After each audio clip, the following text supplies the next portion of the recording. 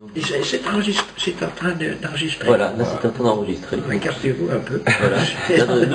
On n'est pas dessus. On n'est pas dessus. Alors, je vous écoute, cher ami. Donc, Dominique, est-ce que vous pouvez rapidement vous présenter, d'abord qui êtes-vous? Alors, rapidement, je dois me présenter rapidement, parce qu'en général, quand je me présente, ça prend une heure, une heure et quart. Prenez 1h30 si vous voulez. Allez-y. Ça y est. Salut tout le monde. Bien, posez vos questions, je répondrai avec grand plaisir. Alors, moi, ce qui m'intéresse, en fait, c'est comment êtes-vous venu à ce métier donc, de pickpocketisme, en fait, professionnel. Comment vous avez commencé le milieu? Attendez, j'étais pas pickpocket. D'accord. J'ai commencé quand j'avais 15 ans. 15 ans et demi. Et j'achetais des petits trucs chez Mayette. D'accord. Magie moderne. Et je me présentais dans les kermesses.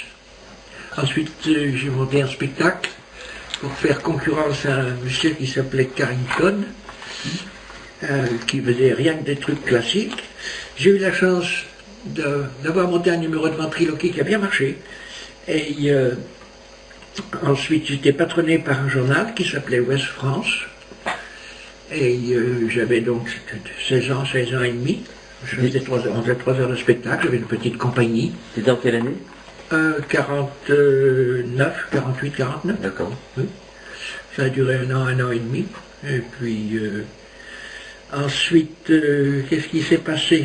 Je suis descendu à Paris. Et j'ai été très rapidement engagé par le spectacle de Moulin Rouge. D'accord. Ensuite, bon, les journaux m'ont bien accueilli. Faut dire que j'avais eu la chance d'avoir un prix de présentation à un congrès de la FAP en 1948. D'accord. J'étais gosse en culotte courte et j'avais un culot terrible qui me fait honte aujourd'hui quand je regarde ces souvenirs. Et donc j'étais engagé au Moulin Rouge tout de suite. Je suis resté, j'étais avec Mouloudji et Eddie Constantine. Et là je faisais une chose horrible, enfin ça marchait fort, je faisais le couteau dans le bras aux grandes dames de Miraldo qui faisaient la même chose, excepté que je descendais dans la salle en hurlant et que je déposais du sang sur le front de tous les spectateurs. C'était scandaleux, honteux, mais drôle pour certains, il y avait des hurlements, et puis, bon, progressivement, il a fallu que je retire ça, c'était misérable, et puis je l'ai retiré. Ensuite, après le Moulin Rouge, qu'est-ce qui s'est passé? J'ai été engagé par Madame Hélène Martini, qui est le propriétaire des Folies Bergères, je pense, maintenant, qui doit être encore un peu plus âgé que je le suis. Et nous sommes arrivés sur Broadway avec un spectacle qui était en partie Casino de Paris, en partie Folies Bergères, etc. Et ce spectacle sur Broadway a très bien marché pendant 5 mois. J'ai eu de très très bonnes critiques. J'ai eu la chance d'avoir de très bonnes critiques parce que j'avais un culot monstre et je me débrouillais un peu en anglais. Et ce spectacle a duré donc plusieurs mois. Et à la fin, ça a commencé à diminuer. Madame Martini a engagé Frank Sinatra, qui lui n'avait pas tourné encore L'Homme au bras d'or. Il a tourné par la suite, ce qui l'a fait remonter, parce qu'il était en perte de vitesse à cette époque. On partageait la loge ensemble.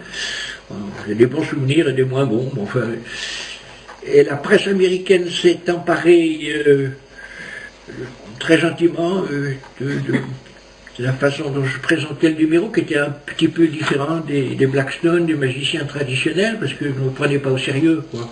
Je m'amusais. Quel type de numéro vous présentiez? Ah, eh bien, j'ai commencé un peu le pickpocket. D'accord. Je commençais un peu le pickpocket et je faisais des trucs simples, amusants. Je faisais le billet, je faisais la boisson qui sortait par l'oreille, tout ça, en chantant, en m'amusant, en baragouinant en anglais impossible. Bon, mais j'avais tellement de culot, quoi, ça les surprenait. C'est une forme de magicien qui n'avait pas l'habitude de voir, quoi. Et puis ensuite, j'ai eu cette chance incroyable, c'est d'avoir les 4 pages dans Life Magazine. Alors, les 4 pages dans Life Magazine, tout de suite, j'étais engagé par l'agence William Morris, qui est une grande agence américaine, puisqu'ils sont 600 impresario dans cette agence. C'est une agence pour le théâtre, pour le cirque, pour les grands cabarets, pour les revues musicales. C'est un grand... Bon, j'avais un contrat de 20 ans avec eux, bon, ensuite ça a suivi quoi, très, très facilement. Hein. Ils me plaçaient partout avec les grandes vedettes américaines, puisque c'est eux qui les avaient toutes. Donc j'étais le supporting act de ces... que ce soit de Louis Prima, Dean Martin, Jerry Lewis, quand ils étaient ensemble, Frank Sinatra, et surtout... ça y est, j'ai oublié son nom, je connais que lui. Ça me reviendra tout à l'heure. Tout à l'heure. J'étais à l'Olympia avec lui en ce supporting act, Sammy Davis Jr. Sammy Davis, j'ai longuement travaillé avec lui en première partie, quoi. Shirley Bassey aussi, et la Fitzgerald. Bon, ben, bref, j'ai eu beaucoup de chance, quoi. Beaucoup de chance, mais je me suis toujours amusé, j'ai toujours eu grand plaisir à faire ce que je faisais. C'est là. Pas toujours bien compris des magiciens, parce qu'ils pensaient que je n'aimais pas la magie ou que je ne prenais pas ça au sérieux suffisamment, quoi. Alors que je le prenais très au sérieux. Moi, je voulais qu'une prise soit bien faite, qu'une montre ne restait pas 5 minutes avec le poignet du spectateur dans votre main pour lui prendre sa montre. Il fallait que ce soit fait en 1 seconde. Hein. Bon, ben... parce que c'est moi qui la remettais en place, hein, de toute façon. Si vous êtes magicien, vous l'avez très bien compris. Je pense que vous l'aviez suivi, ça. Mais elle tenait bien quand même. Mais c'était... Comment vous êtes venu à vous intéresser justement au pickpocketisme? Alors, j'ai commencé... Mon Dieu. Quand je suis arrivé aux États-Unis, j'étais obligé d'oublier le numéro de ventriloque. Je parlais pas assez bien l'anglais, j'avais pas le timing pour sortir mes blagues. En France, ça marchait très fort. Mon numéro de ventriloque, au Moulin Rouge, ça faisait partie des 40 minutes qu'ils me donnaient. Hein. Je faisais 40 minutes au Moulin Rouge. De parties. Et là, ça marchait très fort. Bon, mon baratin ça volait bas. Mon baratin, mon texte volait bas, mais enfin... Ça volait bas ensuite pour les autres ventriloques qui ont repris, parce qu'ils ont repris le texte alors. Et ça volait bas pour eux aussi. Non, mais je faisais une engueulade avec la pianiste. La poupée s'engueulait avec la pianiste, c'était la bagarre, et c'était, bon, la pianiste en prenait pour son compte, c'était drôle, c'était repris par la suite, je sais. Enfin, bon, voilà, on en était où, aux États-Unis? Oui, on était aux États-Unis, puis ensuite, j'ai parcouru le monde, sans arrêt. J'ai eu la chance d'être au Lido très tôt. Et le Lido, je faisais 21 minutes sur 1h30 de spectacle. Ah oui, quand même. 21 minutes, oui. Et c'est là que vous avez développé vraiment... Au début, oui, j'étais tout jeune, plein d'enthousiasme, je m'amarrais, quoi, bon, puis, ça marchait bien avec le public, il arrivait à faire, quelquefois je faisais des trucs pas terribles. En magie, j'essayais des trucs pas terribles, mais ça marchait bien parce que je m'amusais, quoi. C'est tout. Mais le numéro de pickpocket est déjà bien réglé. Quand je suis passé au Lido la première fois, c'était en 51. D'accord. En 51, et je l'ai fait dans les années 83, jusqu'aux années 83, 85. 30 ans. 30 ans. C'était le numéro principal de Lido pendant 30 ans. J'y allais quand je voulais. Oui. C'est-à-dire que Pierre-Louis Guérin et René Fradet, qui étaient les créateurs du spectacle du Lido, c'est ce genre de spectacle qui favorisait énormément les grandes attractions. On s'entendait très bien avec eux, je les écoutais quand ils me demandaient, quand ils donnaient leur opinion, et ils m'écoutaient quand j'expliquais ce que je voulais essayer de faire. Ils me donnaient toujours la chance, ok, essaye-le, on verra bien ce que ça donne ce soir. C'est-à-dire, on communiquait ensemble. Et avec toutes les attractions qui passaient au Lido, il y avait une communication avec la direction passionnée, et gentille, et sympa, chaude. Maintenant, c'est devenu une usine, c'est très impersonnel, ça, on me le répète sans arrêt. Mais c'est l'évolution du monde dans le monde entier, quoi.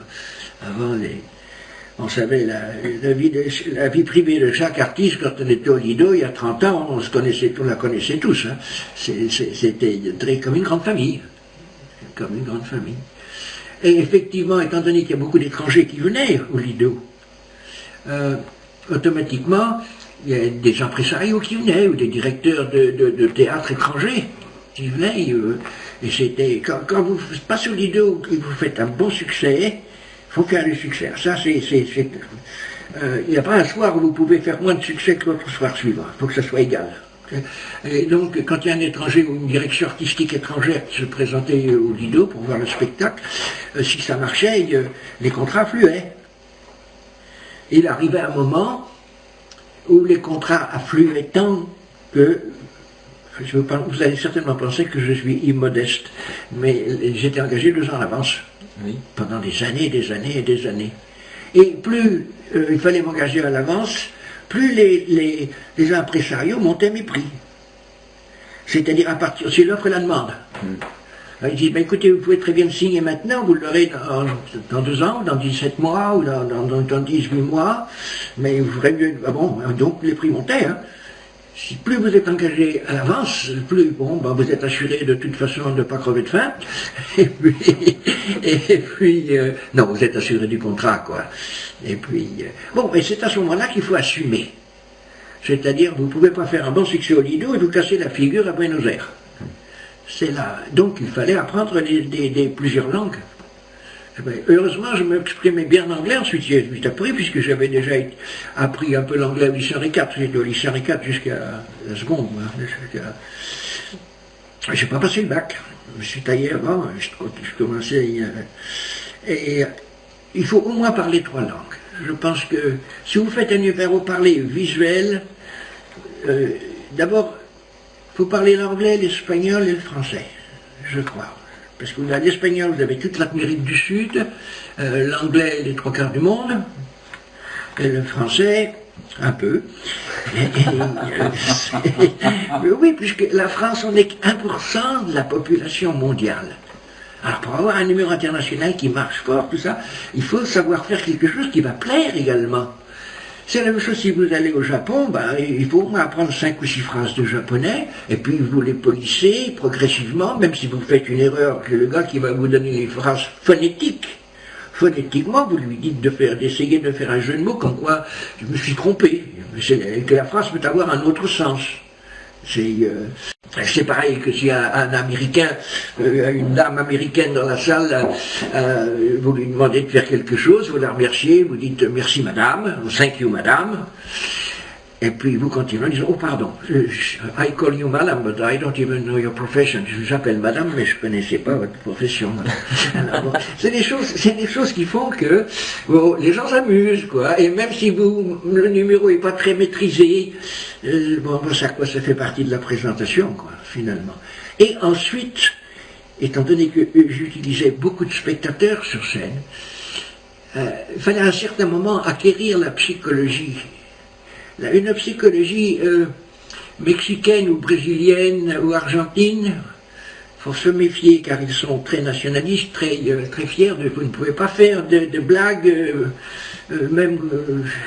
comment dirais-je, même une blague contre un politicien, Jésus, quoi. Faut faire très attention. Les Japonais, c'est une autre forme d'humour. Mais quand vous sentez ce qui marche bien, la forme d'humour du pays où vous allez, et que vous savez l'adapter à votre numéro, automatiquement dans ce pays ça marche. Même si vous loupez une cravate ou même si vous loupez une montre, c'est aucun problème. Aucun problème. Vous pouvez très bien louper quelque chose complètement et vous en amuser et que les gens vous applaudissent en même temps. J'ai expliqué ça à un jeune il n'y a pas longtemps, ça n'a pas été refait, mais je me souviens il y a une vingtaine d'années, qu'est-ce que je raconte, beaucoup plus tard que ça, au cours de mon numéro, il y a un spectateur qui, sans que je m'en aperçoive, s'est rapproché de moi et m'a subtilisé l'objet que je venais de lui prendre, c'était son portefeuille. Et pendant que j'étais occupé avec un autre, il l'avait mis sur la poche sur le côté, il l'a pris. Bon. J'entendais des éclats de rire et je ne comprenais pas. Et à ce moment-là, il faut avoir une réaction, il faut se dire qu'est-ce que je vais faire. Alors la réaction, je posais à plusieurs magiciens déjà, et tous ils me disent ah bah dis donc comment tu t'en es sorti, etc. J'ai fait applaudir le type. Donc les gens se disent oh bah il n'en veut pas, il s'amuse. Okay. Bien entendu, je me suis débrouillé quand je lui ai repris pour lui pocher autre chose. C'était normal quoi. Mais c'était pas préparé, mais c'était devenu presque un petit sketch improvisé. Si vous savez le plaisir que j'ai eu dans ma vie d'improviser un peu tous les soirs, bien sûr il y avait un petit pourcentage de préparation. Le numéro durait 21 minutes et je faisais 16 minutes sans aucune préparation. Bien entendu, et ensuite il y a une mise en scène, mais elle peut très bien être une préparation devant vous. Quoi? Vous dites que vous aviez 21 minutes de numéro. Oui. Vous aviez donc un bon quart d'heure qui était déjà calé. Un bon Quart d'heure, vous étiez 16 minutes de calé. Oui. Mais comment vous séquenciez votre numéro, par exemple? Est-ce que vous aviez une mathématique à chaque Alors, vous avez un numéro? écoutez bien, d'abord, psychologiquement, ça ne peut pas s'expliquer. Okay. Même si vous prévoyez de faire quelque chose avec quelqu'un que vous avez fait monter sur scène, que vous connaissiez ou vous ne connaissez pas, il y a certaines choses où le type va mal réagir et il faut tout de suite les éviter, savoir à quoi ils correspondent dans vos désirs de réaction pour le public. Si, j'ai vu des gars se mettre en colère, au début de ma carrière, parce que j'étais maladroit, il n'y a pas de doute, on est toujours maladroit au début de carrière. Mais le plus important, c'est saisir l'opportunité de la personne que vous allez utiliser, saisir son caractère, saisir le fait, est-ce qu'il va plaire au public, ce type, si je fais ça et ça avec lui. Et ça devient automatiquement ça par la suite. Automatiquement. Je regardais tout à l'heure quand on a fait passer la séquence avec les Japonais, mon premier choix était bon, le deuxième était moins bon, mais j'ai fait une erreur, j'aurais dû mettre le meilleur après, mais bon, mais ça c'est très, enfin, ça semble peu de choses, mais c'est très important, C'est le choix de ce que vous pouvez faire avec tel ou tel spectateur qui va être crédible pour le public. À partir du moment où faire quelque chose qui n'est pas crédible, ou bien si, vous pouvez très bien faire quelque chose qui ne soit pas crédible. Mais il faut le faire dans une montée de rapidité, pour que les gens n'aient pas le temps d'analyser. Ça, c'est pas vrai. Il faut qu'ils puissent rire. Si par exemple vous passez avec une cravate, bon, vous avez 5 cravates, l'ambiance est forte. Ensuite vous passez des bretelles, tout le monde fait ça maintenant. Bon, ça dépend comment c'est fait. Hein. Bon, ça dépend de la réaction du type. L'ambiance monte. Ensuite vous passez au dernier truc plus visuel encore, la chemise, le pantalon, là, vous foutez ce que vous voulez, quoi. Mais il faut que votre ambiance et que le rire monte jusqu'à la fin. Car si vous vous arrêtez au milieu, vous partez sur un bide. Hein. Bon, et si par la suite, en sortant, les gens disent « mais ça c'est pas possible, ça c'est pas possible », ce qu'ils oublient, c'est que toute la salle a hurlé de rire jusqu'à la fin, et que un directeur de cabaret qui va venir, ou un propriétaire de théâtre, n'importe quoi, c'est tout ce qu'il veut. C'est que le numéro fasse du succès jusqu'à la fin, donc il faut assumer son rire jusqu'à la fin. Donc il sent que vous ne pouvez pas prendre de chance. Vous dites qu'il faut assurer le succès, mais alors comment vous construisez un succès assuré? Alors, c'est ça qui est incroyable. Le physique du spectateur que vous prenez sur scène, son physique, sa façon de se comporter, s'il est sympa, et comment il va réagir, s'il va s'amuser, ou si jamais il ne faut pas qu'il soit en colère. Bon, ça se sent automatiquement. Ça se sent automatiquement. Si 2-3 minutes avant le type, vous ne l'avez pas senti, vous oubliez ce truc-là, hop, et vous passez rien. Il faut qu'il y ait une montée. Comme vous avez vu la montée à la fin, où je prends ce spectateur tout seul, ou que je lui fais ses poches sans arrêt. Là, il y a une montée. Et ça, cette montée des réactions, elle est d'une importance capitale. Il y a des magiciens qui font des manipulations extraordinaires. Vous, en tant que magicien, vous le regardez, vous dites, oh, c'est quand même fort ce qu'il fait. Mais ça ne va rien faire sur le public. Ça, c'est triste. Ça, c'est triste. Parce que c'est trop fort, c'est trop compliqué. C'est pas assez net, ou n'est pas enjoué. Pour pouvoir faire cette difficulté, il a été un peu stressé, le gars. Parce qu'il faut qu'il réussisse ce tour difficile. Il a été un peu stressé. S'il est stressé, le public est un peu stressé aussi. Mais s'il le fait en s'amusant, que ça coule tout seul, comme ça, c'est un gros avantage. En fait, ce que vous voulez dire, c'est que pour être un bon magicien, il faut être un humain accueillant et chaleureux, en fait, au départ. C'est très important. C'est ça, en fait. Oh, c'est très important. Puis il faut vous amuser. Ouais. Il faut vous amuser, mais quelquefois, c'est pas toujours facile de s'amuser. Si vous commencez un numéro que le public vous regarde en travers, qu'est-ce qu'il va faire celui-là? Vous vous dites, mince, comment je m'en vais finir? Alors là, il faut se dire, j'assume. Je serre les fesses, mais j'assume. Jusqu'au bout. Et puis, progressivement, si vous vous détendez, vous allez conquérir le public. Moi, je me suis vu au Japon avec un spectacle à 10h30 du matin, un spectacle où il y avait que des fakirs qui avalaient des sabres, qui se mettaient les aiguilles dans le ventre, et l'autre qui avalait des poissons vivants, enfin qui marche toujours d'ailleurs, il est drôle. Et puis moi qui faisais...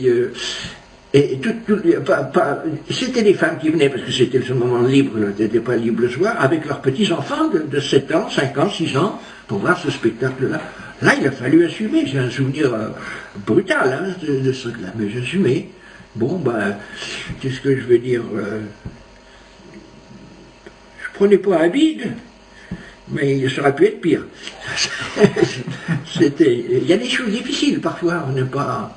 Il y a des choses difficiles, vous ne savez pas quand vous signez un contrat sur quel public vous allez tomber, qu'est-ce qu'on va vous demander, qu'est-ce qu'on va... C'est là... Bon... Non, mais pour construire un succès, en fait, comme vous dites, c'est une règle qui est incontournable si on veut être engagé. Il y a aussi des musiques, il y a aussi des déplacements, il y a tout sûr, mais ça, c'est l'accompagnement. Les musiques, sur Las Vegas, jusque dans les années 80, on avait un orchestre, hein. Dans chaque, que ce soit au Flamingo, Last Frontier, au Thunderbird, au El Rancho, aux Dunes, au Tropicana, il y avait toujours 22 musiciens. Au Lido, à Paris, jusque dans les années 85, il y avait 22 musiciens.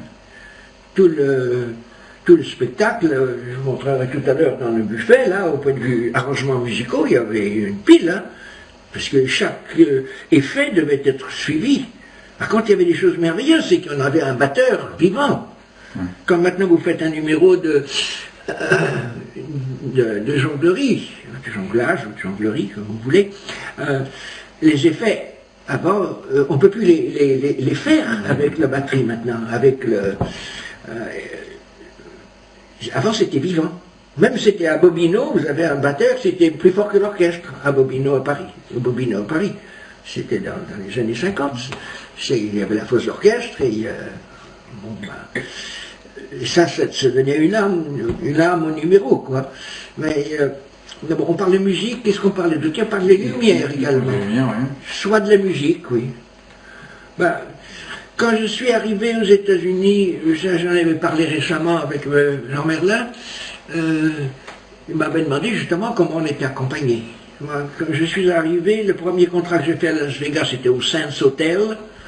Je ne me rappelle plus avec qui c'était, je crois. Je ne sais pas, peut-être c'est Sinatra ou Sammy Davis, je ne me rappelle plus. Puis je l'ai fait 3-4 fois. Ensuite j'ai fait le Flamingo. Et ensuite j'ai fait le Last Frontier. Il y avait le New Frontier, non, tout court c'était le Frontier Hotel. Ensuite il y a eu le New Frontier et le Last Frontier. Au New Frontier Hotel, j'avais pas de musique encore, qui devait suivre mon numéro exactement. Et moi, c'est un pianiste qui l'a fait, et le pianiste, c'était Nat King Cole. Il m'accompagnait en piano, il me dit qu'est-ce que je vais te faire mais il n'était pas connu, il avait encore, il y a 55 ans de ça. 55 ans, ben, il a repris des airs de Maurice Chevalier à Paris, mais il jouait. Il improvisait. Il y a un gars qui a improvisé merveilleusement en jazz, c'est Stéphane Grappelli, à Monte Carlo, quand on passe à l'hôtel de Paris, c'est le gala du duc de Windsor. Il n'y avait pas d'orchestre, et bon, il y a 70 ou 80 spectateurs invités par le duc de Windsor, puisque il m'avait déjà invité chez lui à Paris, à avenue Floche. Et Grappelli, si vous faisiez une manipulation de cartes de toute rapidité, il jouait avec son violon, vous suivant, comme si les papillons s'envolaient, comme si les cartes s'envolaient, c'était merveilleux. Merveilleux, et puis d'une simplicité, d'une gentillesse. Et c'était comme ça un peu avant le show business, maintenant c'est devenu un peu plus commercial, il y a un peu moins de chaleur, je trouve. Enfin, c'est ça. Et alors, les questions, le son, la lumière, les déplacements. Tout est écrit. Les déplacements? Oui, c'est comme une chorégraphie. Non. Ah, pour certaines choses, oui, parce que bon. Et l'arrivée et la sortie. Comment? L'arrivée et la sortie était quand même extrêmement millimétrée. Ah oui, ça peut être très court, ça peut être très long. Si vous prenez un 8, la sortie elle est courte, hein, vous n'attaquez pas tout de suite. Si elle est longue, alors là, vous en faites plus. Hein. Ah, merci, oh, ce que vous êtes gentil. Ah, je reviendrai, merci. Bon, c'est ce qu'on appelle être cabot, quoi. Mais il faut être cabot sans le montrer. Ouais.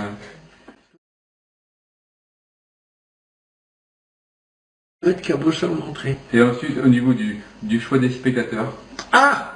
ça c'est parce que pour vous c'est la Écoutez, clé non, du n'importe déclic. qui, sur les 10 qui montent, pas 8 ou 10, quoi, ça dépendait quelquefois que 7 ou 8 ou 10. Hein. Bon, il y avait une base de 2 spectateurs. Une base de 2 spectateurs.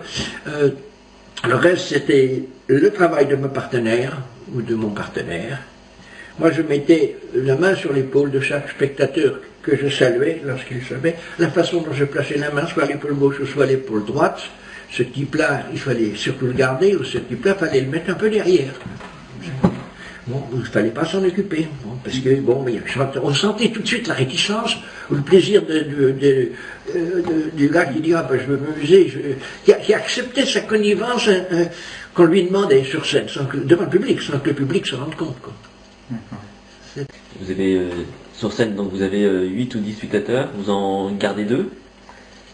C'est ça? Oui, pour la fin, oui. Pour la fin, quoi. Oui. Et les autres sur les cravates. ouais. Et jusqu'où vous vous autorisiez à aller avec des spectateurs? Jusqu'où vous mettiez une limite, ou tant que vous vous amusiez, on continuait? Oui, jusqu'où je pouvais aller. Ouais. Oui, jusqu'à la sortie du théâtre. Parce que si ça marchait pas, on le mettait bien en arrière. Bon, c'est la même chose. Mais c'était... Il y a même des fois, il faut être... Moi, j'ai fait ça une fois parce que ça m'a fait rire également. Il y a eu un spectateur sur scène, c'était Polydor, c'est quoi? C'était l'Olympia. Hein. Oui, c'était à l'Olympia. Il y a un spectateur sur scène qui commence à dire, bon, ben, moi je marche pas, hein. Moi je marche pas. Bon, j'ai mon micro radio, j'ai dit, ben non, mais vous pouvez courir vite pour descendre si vous voulez, sans marcher. Moi je marche pas. Puis sans arrêt, j'ai repris ça tout le numéro. À la fin, j'ai fermé mon micro, et puis j'ai dit, t'as ta gueule à la sortie, toi, hein. Moi, fermé le micro, j'ai suivi. J'ai vu qu'il avait changé d'attitude. Ma partenaire dit, ça va, on va le calmer, t'inquiète pas, etc. Bien sûr, il faut savoir maîtriser ces choses, c'est pas facile. Et dans l'ensemble, les spectateurs, lorsque vous les... Donc quand ils viennent, c'est pour s'amuser. Ouais, c'est ça, on est bien d'accord. Okay. Bon. Ou alors, il y a des jeunes magiciens qui montent pour comprendre le truc. D'accord. Bon, ça, vous le sentez tout de suite. Ok. Et puis, faut l'utiliser comme un autre spectateur, quoi. Bon, en disant, bon, il va te raconter après, mais on n'en a rien à la fiche. C'est pas important. C'est pas important. Important, c'est d'assumer un spectacle qui marche. Ouais. Où les gens se plaisent et s'amusent, que ce ne soit pas trop figé. Il faut que ça coule. Mais ça, c'est pas la même chose quand vous avez travaillé. Écoutez, je faisais en moyenne 2 spectacles par soirée. Bon, j'ai commencé en 50, 2 spectacles par soirée. 3 fois de 6, ça fait 3 fois de 600, 3 fois de 6, 60, ça fait 600 pour 8 mois, ça fait 750 spectacles par an. Bon, j'ai travaillé 40 ans, sans arrêt. J'ai fait passer 28, on arrive à 30 000 spectacles. Bon, on arrive à 30 000 spectacles, il peut vous arriver bien des choses, hein. Il en est toujours arrivé, mais en général, il faut assumer, quoi. Et c'est la seule chance que j'ai un peu sur les autres numéros de ce genre, quoi. Parce que je pouvais assumer dans bien des langues et en étant détendu, quoi, un peu partout. C'est beau la modestie, n'est-ce pas? Mais, moi, je vais en revenir à autre chose. Justement, oui. Vous êtes magicien, et puis finalement, vous êtes démarqué de la magie un petit peu traditionnelle en créant toute l'ambiance que vous avez su mettre autour de la magie. Oui. Et est-ce que c'est pas justement ça qui a fait que vous avez eu une carrière aussi fulgurante? Parce que vous regrettez un peu de pas être connu. Les magiciens ont commencé à être intéressés. On appelle toujours cette magie, ou cette magie spéciale, comme les arts annexes. j'en ai parlé à la dernière convention où j'étais invité si gentiment, où j'ai si gentiment été reçu à Angers. Les arts annexes, c'est faux, c'est pas un mot qu'on peut utiliser. Hein. Vous êtes ventriloque, c'est une illusion. Vous faites parler une poupée, c'est l'illusion. C'est là. Oh, vous êtes pickpocket, vous prenez une montre, c'est une disparition. Un bleu irlandais, c'est une réapparition. C'est, ok. On peut suivre comme ça pour tous les arts annexes. Alors il faut trouver une autre façon de parler, parce que ça fait un peu péjoratif. Hein. Ça fait un peu péjoratif, et j'ai vu au dernier congrès, bien des magiciens, il y a un jeune magicien à Paris, comment s'appelle-t-il, Mortimer, qui fait, jeune magicien Mortimer, il fait des choses incroyables, c'est beau, c'est pur, c'est de la magie. Mais c'est pas automatiquement quelque chose qui disparaît, qui réapparaît. Hein. C'est apporté avec une belle musique, c'est apporté avec un petit peu de la façon dont il bouge sur scène, un petit peu de pantomime, c'est ce qui fait que tout devient magique. Mais dans la vie, quand on parle d'une chose magique, on dit « Ah, c'était un spectacle de toute beauté ». Disons un spectacle, « Ah, c'était magique », on dit. On utilise le mot « magique » parce que on apprécie la beauté, c'est un superlatif le mot magique. C'est pas le gars qui fait des tours de cartes qu'on ne comprend pas. J'estime que le mot magique, dans un congrès, d'accord, on peut très bien ajouter magicien spécialisé, specialty act. Mais je crois que tous les numéros qui ont l'air de plaire maintenant sont, au point de vue magie, avec des flioritures, avec un petit peu de... comment ça s'appelle, de mime, un peu de mime, avec une musique, où, même Norman Nilsson qui l'a commencé, ça a plu parce qu'il y a son petit violon qui jouait de la musique, c'était pas de la magie le petit violon qui jouait de la musique, c'est ce qui faisait que tout était magique. À partir du moment où cette agrégation d'effets visuels, de gestes amplifiés ou diminués, il faut que le numéro devienne un numéro magique. Alors qu'on ne dise pas, la magie, c'est les trois cubes qu'on met ensemble, il y en a un qui a trois doigts, puis d'un seul coup, il n'a plus que 2 dés. Bon, c'est d'accord, c'est de la magie. Mais il ne faut pas que ce soit une magie qui soit ennuyeuse. Il faut pour qu'elle soit agréée, qu'elle soit ventilée. Il faut que la magie présente d'autres aspects également. Mais c'est ce qui se passe actuellement. J'ai vu l'évolution à Angers. Il y a une évolution incroyable sur les 20 ou 30 ans que je connaissais en arrière. Et je me souviens d'avoir présenté un truc, quand j'étais au Lido, j'avais fait un petit gala à Paris pour la FAP, où je faisais les papillons. J'avais répété pendant 2 jours, parce que c'était un théâtre, c'était pas facile à installer, je faisais les papillons dans la salle, là, comme j'ai fait un petit peu dans le film de James Bond. Là. Et j'expliquais aux gars qui faisaient les lumières, attention, c'est comme ça, avez-vous bien compris? J'ai mis 3 jours pour monter mon truc, oui. Et puis il s'est passé que d'un seul coup, au cours du numéro, ça a foiré. C'est-à-dire qu'il a mis toutes les lumières, parce que je voulais montrer au public qu'il se passait quelque chose dans la salle, il a cru que c'était pour lui, il a tout allumé. Il a tout allumé, moi ça m'a détruit, parce que je ne pouvais plus m'amuser. J'ai quitté la scène et je ne suis pas revenu. C'est la première fois que ça arrive de ma vie. Okay, parce que c'était pour des magiciens, et je connaissais être magicien. Ça y est, ils vont parler que le truc, ah mais Dominique il a tout débiné, etc. Je me rappelle d'un magicien un peu connu en France, un peu connu, ou connu même, en France, qui m'a dit à la fin du numéro, un professionnel doit assumer. Bien sûr, si c'était un public normal. Mais moi, pour pouvoir être heureux sur scène, il faut que je me détende, il faut que je m'amuse. Si je ne m'amuse pas, pour moi, c'est fini. Le public ne va pas marcher. Et je ne pouvais pas m'amuser après une telle erreur. Une telle erreur où j'avais travaillé 3 jours, alors qu'il faut un quart d'heure pour expliquer mes lumières. N'importe quoi. Parce que le gars qui était de lumière était un magicien, mais il ne connaissait pas la profession. Il ne connaissait pas la profession. C'est un jeune magicien plein d'enthousiasme, etc., mais qui ne comprenait pas le sens de la musique, le sens des lumières, le sens du timing, qui je vais prendre à la salle. Ils ne comprennent pas. Ils regardent que le truc. Et c'est justement ce qu'il faudrait que tous les jeunes maintenant puissent. C'est bien de se laver les mains avec des tours, mais d'accord, le close-up est une source future de progression et de possibilités d'amplifier le monde magique, le monde de la magie. Il en faut vraiment.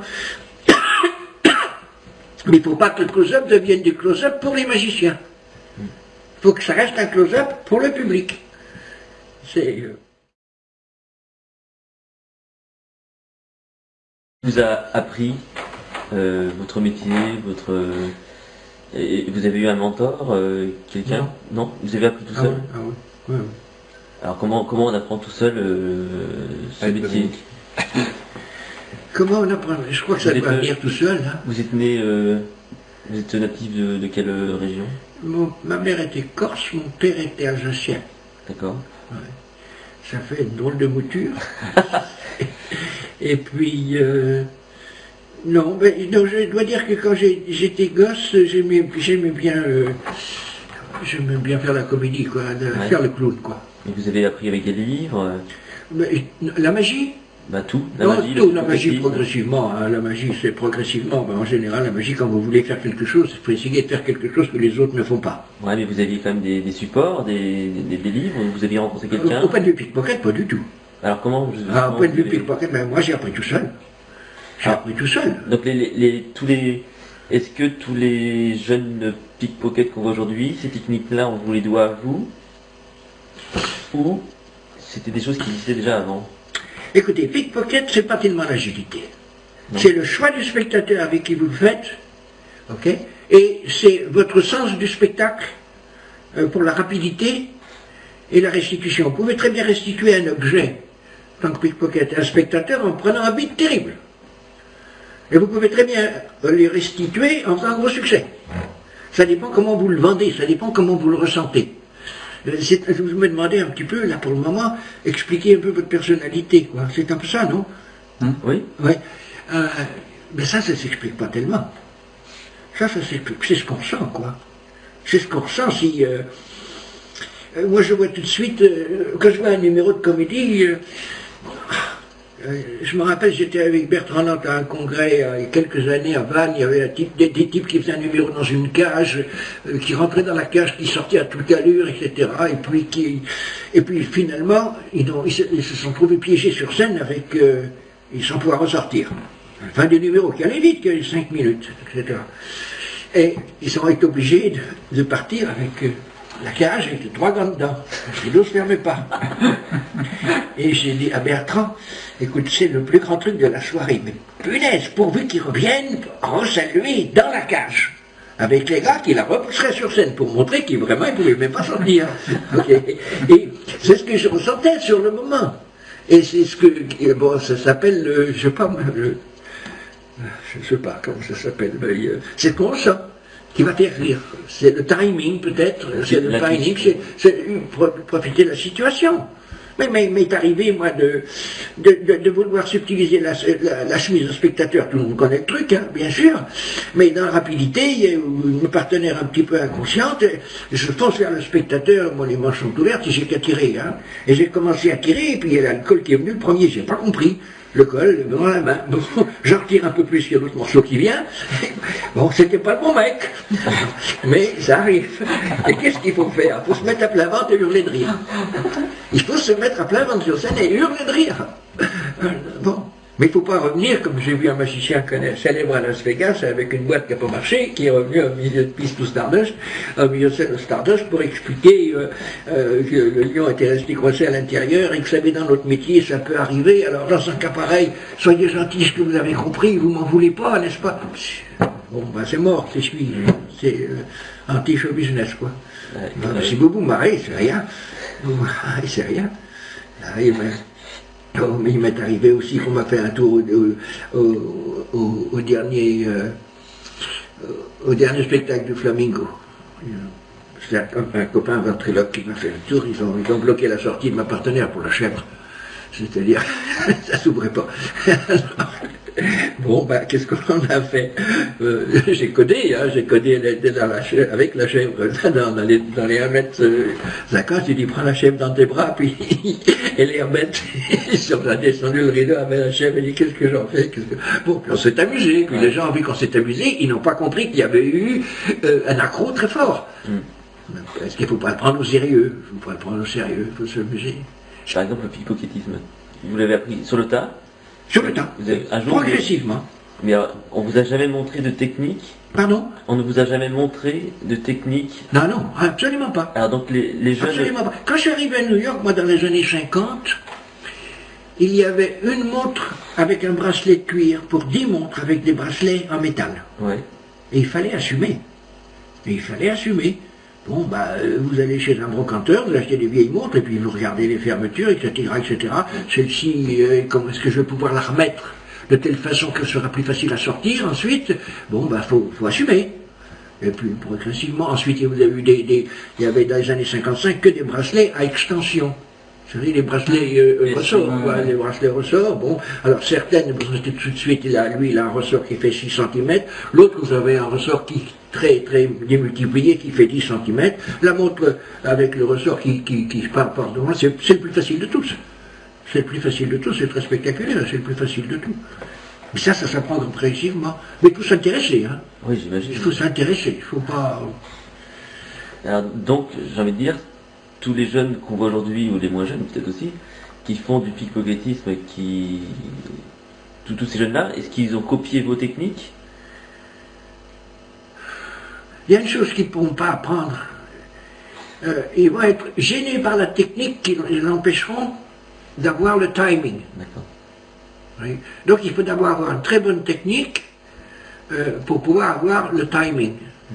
Le timing, c'est succession de choses qui montent progressivement et savoir faire monter le public progressivement sans que ça s'arrête d'un seul coup. Et ça peut s'arrêter d'un seul coup si le côté, non pas présentation, mais le côté manipulation flanche. Là, donc quand vous êtes à peu près sûr, et là c'est la même chose, ça fait partie du métier. Si vous voulez avoir une succession de montées, vous savez que là vous allez peut-être pouvoir, vous voyez tout de suite à notre cravate s'il est serré du mauvais côté ou s'il n'est pas serré du tout. Ok, si je me bute avec cette cravate là, je coupe mon timing. Donc mon partenaire tout de suite, vous mettez la main sur l'épaule, vous savez très bien tout de suite qu'en douceur, le fait reculer, on referme la ligne. Et donc j'ai toute une succession de cravates faisables. Mais il ne s'agit pas de dire « Ah ben je suis pickpocket, je vais l'avoir quand même si je la prends dans l'autre sens. » Vous allez détruire notre timing.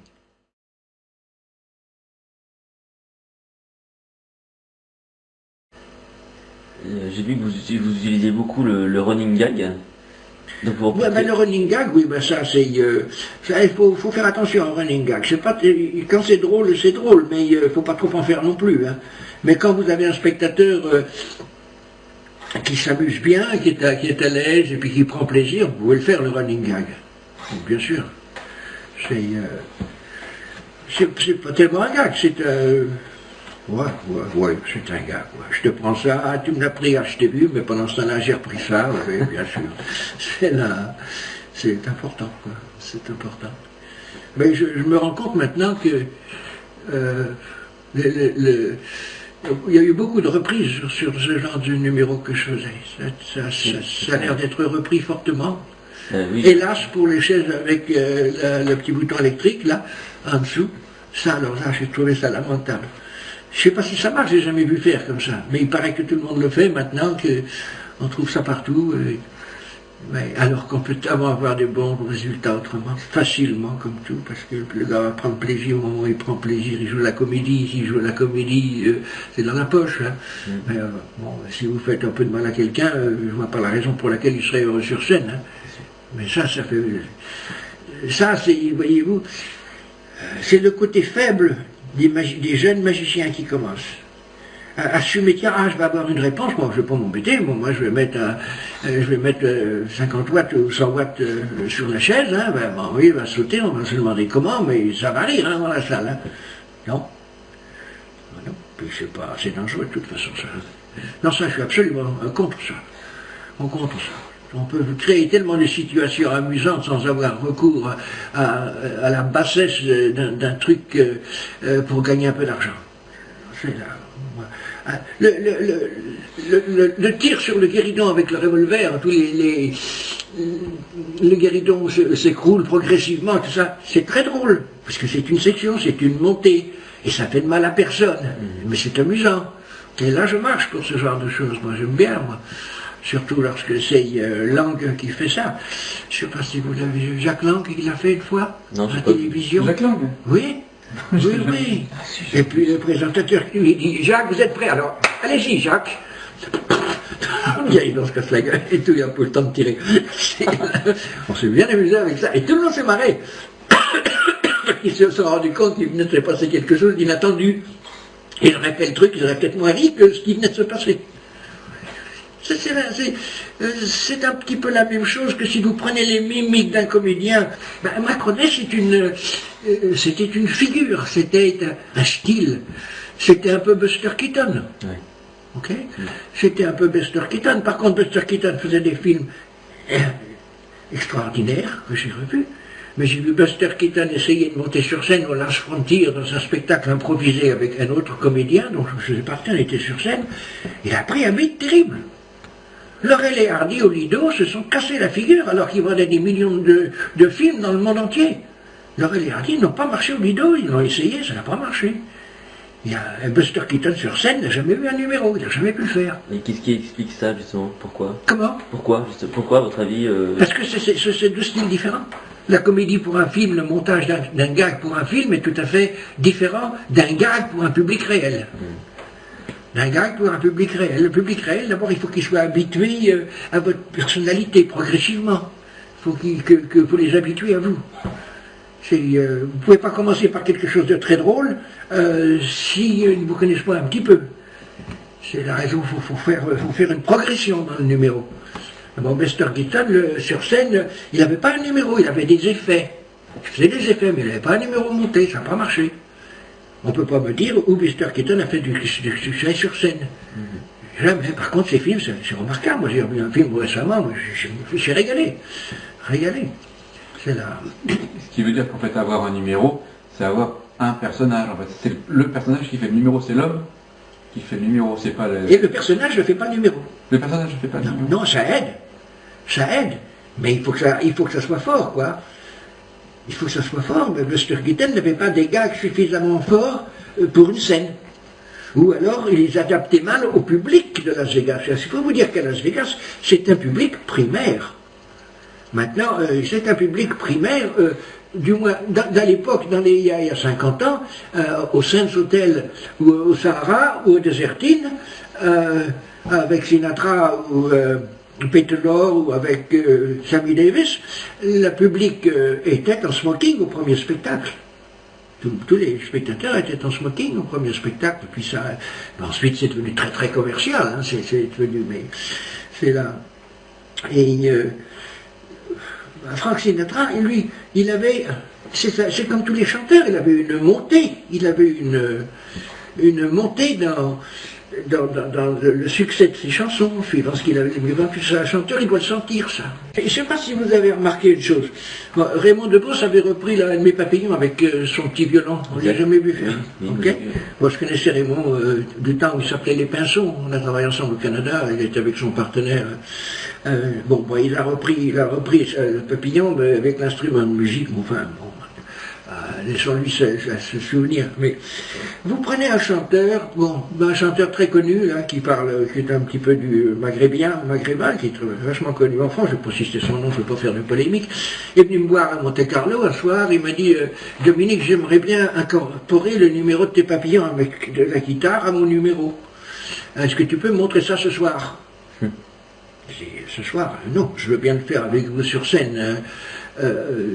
Avec deux guitares, juste pour cette chanson, puisque c'est pour l'Olympia, je viendrai avec vous, et puis je vous renverrai mes papillons, vous recevrez mes papillons, enfin, ce que j'ai fait d'ailleurs avec Jean-Mal une fois, à peu près à Monte-Carlo, ça marchait très très bien, les papillons me quittaient ma guitare, arrivaient dans sa main, c'était une colombe, hein, c'était très très bon. Et ce chanteur-ci, qu'est-ce que je veux dire, s'il présente... ne serait-ce que faire disparaître un foulard au faux pouce en chantant une chanson, il va faire un triomphe. Demandez à un magicien qui lui a fait 10 ans en plus d'école de chant de venir chanter la chanson. Mais comment on sait qu'il est magicien? Il va se prendre un bide avec la chanson. Mais s'il était chanteur et qu'il fait un truc, il va faire un triomphe avec le même truc. Ça, c'est une question psychologique. C'est qu'on a expliqué au public que ça devait se passer comme ça. Ah, dis donc, il est magicien aussi, hein. Mais si vous êtes magicien, que vous êtes un très bon chanteur, puis que vous vous mettez à chanter, après avoir fait 2-3 trucs, il dit qu'est-ce qui nous emmerde, on ne va pas chanter maintenant. Bon, ça, ce sont les subtilités du public. Ce sont les choses qu'il faut comprendre. Et qu'on est obligé de comprendre dans la profession.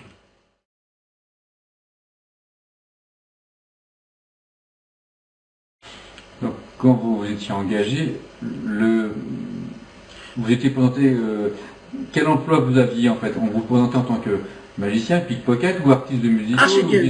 Ah oui, c'est... Comme aurait dit un récent politicien, ça c'est une bonne question. C'est la... en Amérique, pickpocket entertainer. Un pickpocket entertainer, on n'a pas tellement le mot qui convient en français. C'est un showman. On me présentait rarement comedian pickpocket. Voilà, comedian pickpocket. En France, si on se fait un truc comme pickpocket, c'est péjoratif. C'est péjoratif. Mais par contre, je n'ai jamais été tellement considéré comme pickpocket par les journaux français. Moi, la grande vogue des journaux français que j'ai eue, c'est dans les années 50 à 60. Hein. Après ça, c'est ça dans le monde entier, mais après, non. Après, non. Mais il y a une évolution maintenant, une évolution. Et là, je suis surpris parce que, étant donné qu'on arrive à perfectionner la science et les possibilités de résultats d'une façon extraordinaire, je suis encore assez surpris qu'il y ait une telle vogue quand on fait disparaître une voiture sur scène. Ça, je suis très surpris. Ça impressionne peut-être beaucoup. Ah, il a fait disparaître. Plus c'est grand, bon. Alors, ils vont construire bientôt un théâtre à Las Vegas, il y a un train entier qui va disparaître, avec 18 wagons. Vous leur dites ça, ils le pensent. Ils vont essayer de le faire. Ils vont essayer de le faire. C'est bon, c'est toujours à côté de la plaque. Hein. C'est toujours à côté de la plaque. Enfin, j'ai quand même toujours le plaisir, le bonheur de voir les nouvelles choses qui se créent, les jeunes qui arrivent et qui aiment. C'est plaisant. Ça, c'est plaisant.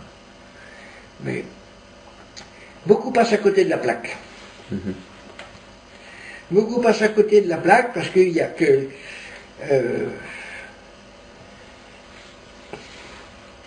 comme j'expliquais tout à l'heure, si vous lancez quelque chose, il faut que le truc soit bon, que vous soyez à l'aise et que vous vous amusiez et que le public s'amuse. C'est là. Vous pouvez avoir un truc ridicule, vous faites presque rien et c'est un triomphe. Hein. Vous savez, les boulettes de Slidini comme fait Jean Merlin, c'est un succès assuré. Mais si vous vous amusez en les faisant. Si c'est pour vous moquer du spectateur, vous allez prendre un bide. Il ne s'agit pas de faire le truc. Il ne s'agit pas de faire le truc. Il s'agit de sentir comment le public va aimer ce truc. Alors effectivement, si vous changez de pays tous les jours, c'est à vous de sentir les choses. Comment rectifier pour faire tel ou tel mouvement. Attention, il ne faut pas qu'à ce moment-là je fasse ça, parce qu'ils ne vont pas comprendre. C'est tout. Tout. Ensuite.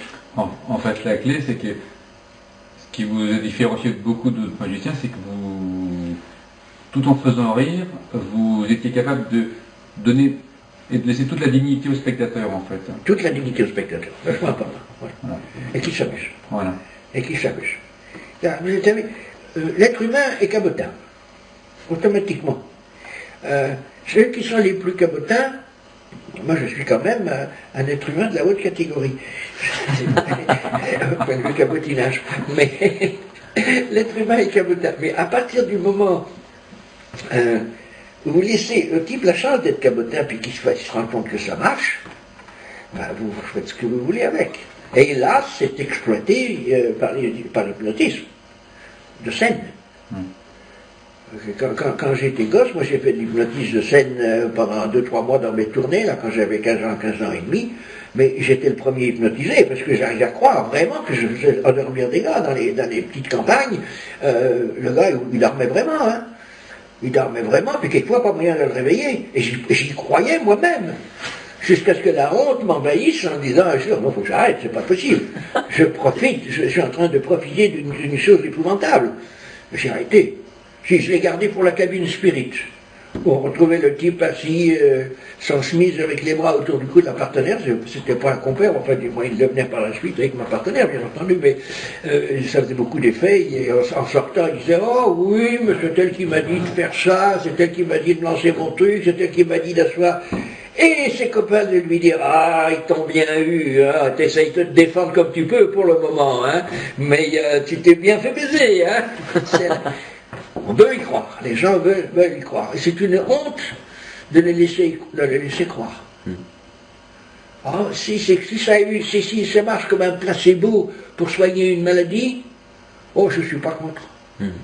Si ça peut détendre quelqu'un en disant, ah, ben, il a fait de l'hypnotisme, il m'a vraiment endormi, je me sens mieux maintenant, effectivement, si ça devient le placebo, ben, d'accord.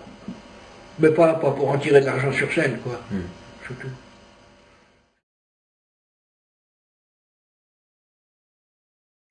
Quelle est votre anecdote la plus drôle que vous ayez, la plus horrible? C'est ce que vous voulez. Et même les deux. Même plus. Même plus. Même plus. Bande de voyeurs. C'est la plus horrible, c'est que, bon, c'était à Miami, au Fontainebleau Hotel. J'étais avec la maman de la chanteuse extraordinaire. Enfin bref, ça me reviendra après, mais plus connu qu'elle, la maman d'Isa Minnelli. Bon, d'accord. Je connais Lisa Minnelli, mais sa maman, je ne sais pas qui c'est. Oh, bah, bien sûr que si, je connais, mais là, on me reviendra après. Mais enfin, Somewhere Over the Rainbow, Judy Garland. Judy Garland, bah, c'est la maman de Lisa Minnelli. J'étais dans le spectacle avec elle. Bon. Au Fontainebleau, je faisais la première partie, enfin, bon, je suivais, moi je commençais, je faisais mes 25 minutes, et puis elle suivait après, quoi.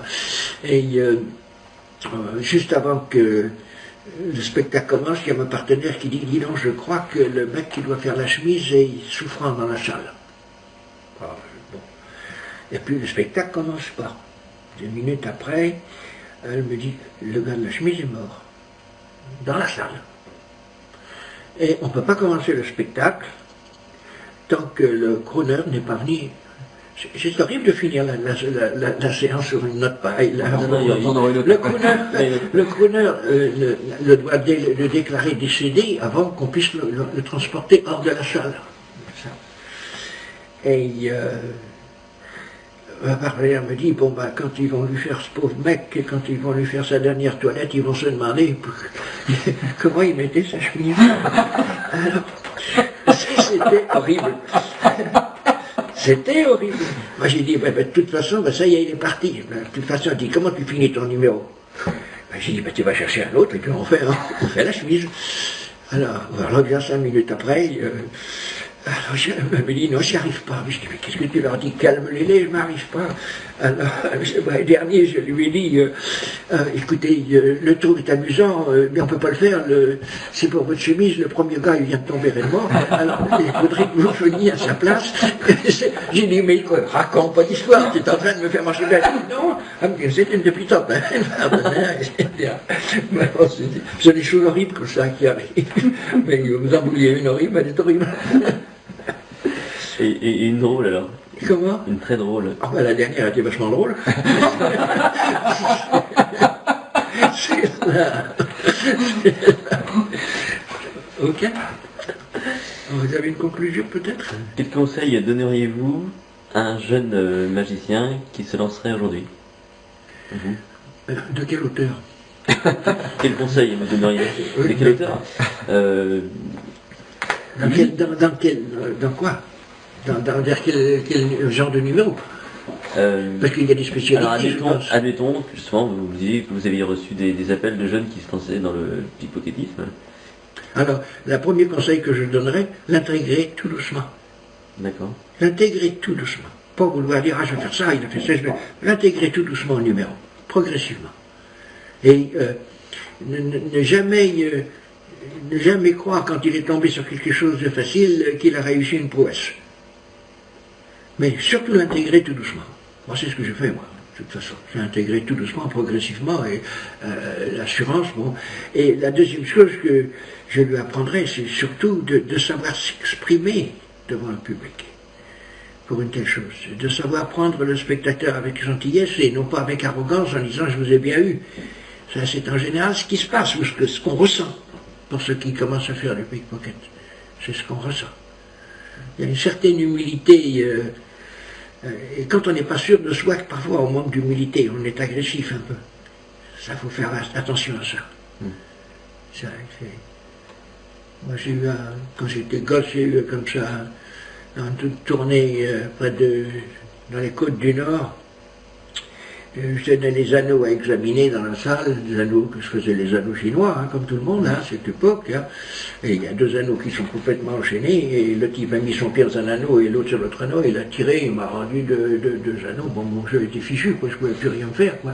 Et comment réagir dans un cas pareil, hein, il arrive des choses difficiles, il faut savoir y faire face. Hein. Il faut savoir y faire face. Mais non, pickpocket, on ne peut pas monter un numéro de pickpocket de 5 minutes et de 10 minutes, on ne peut pas le monter en 8 jours. Hein. C'est impossible. Combien de temps vous avez mis pour monter votre numéro de Pour trouver l'assurance dans le pickpocket. L'assurance dans ce numéro de pickpocket.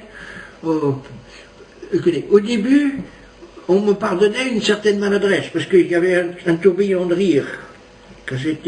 Au début, dans les années 50, quand je commençais sur le strip, sur Las Vegas, et puis ensuite, on me pardonnait parce que j'avais la fougue, la jeunesse, le sourire, la légitimité, le langage, tout ça. Bon, puis je faisais d'autres trucs. Je faisais d'autres trucs également, mais progressivement, j'ai rajouté du pickpocket.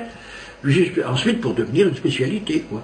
Et à la fin, pour leur montrer que je ne connaissais pas suffisamment, que je ne connaissais pas que le numéro de pickpocket, bon, ben, j'ai rajouté la guitare, j'ai appris ma guitare classique, j'ai travaillé vachement là-dessus, j'ai pris la guitare classique, et puis entouré d'autres choses, quoi, j'ai créé le tabouret soufflant, et puis, ensuite à la fin, bon, je dis, bon, on peut faire un grand truc, on va s'amuser, on va faire un grand truc, bon, j'ai créé le truc de la chèvre, bon, je trouve que ça a bien marché parce que c'était drôle en même temps, et puis la surprise était, puis ça pouvait se faire partout. Je pouvais se faire partout sans avoir un gros matériel. Et moi, je reste magicien. Je reste magicien spécialisé. Tout. Et vous savez, le bonheur que j'ai eu avec ce putain de métier. C'était chouette. C'était chouette. C'était parfois difficile parce qu'on fait toujours des envieux et on les comprend. Puis on a chacun notre spécialité, on a chacun notre façon d'être. Et dans notre spécialité, notre façon d'être, on trouvera toujours un bonheur extraordinaire. Bonne chance à tous. Salut.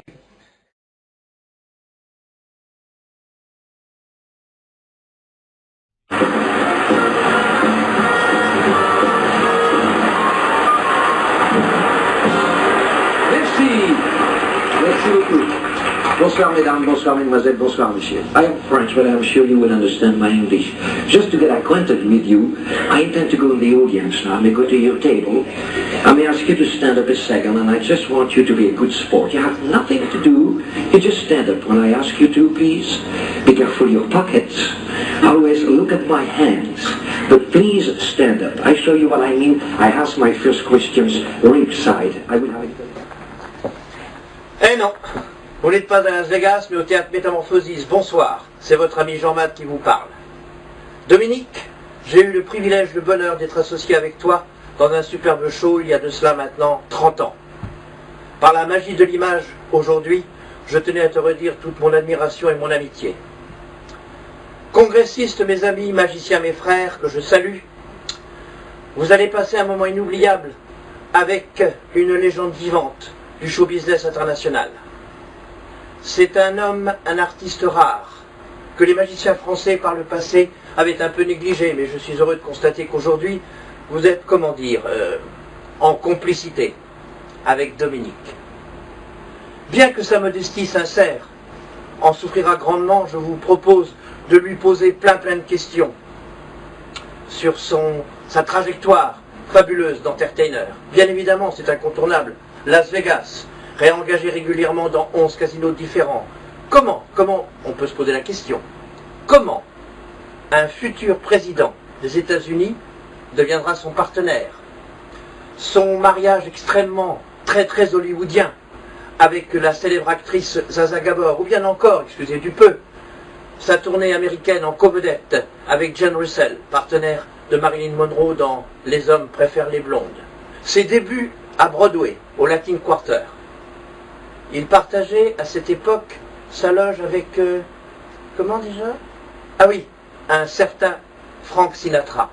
Tout cela et bien d'autres choses encore, bien sûr, mais surtout, essayez, tentez de lui voler les secrets de son incroyable psychologie, transformant, toujours avec une extrême courtoisie, un simple spectateur, chaque soir différent, en un partenaire amusé et docile.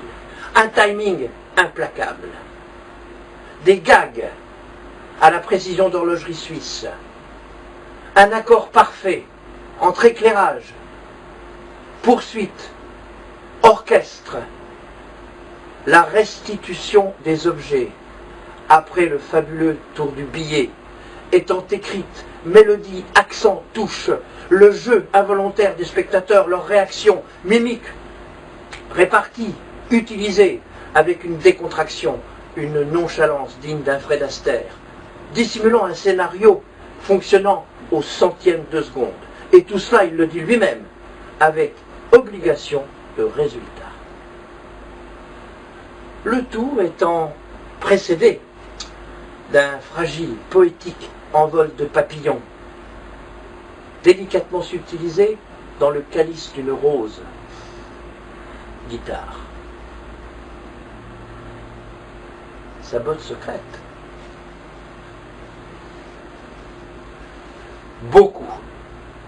Beaucoup de travail. Son éternel sourire espiègle de gamin parisien, so Frenchy. Ah, au fait, Dominique, la dernière fois que tu es venu au théâtre Métamorphosis, j'ai oublié de te restituer, de te redonner ta montre.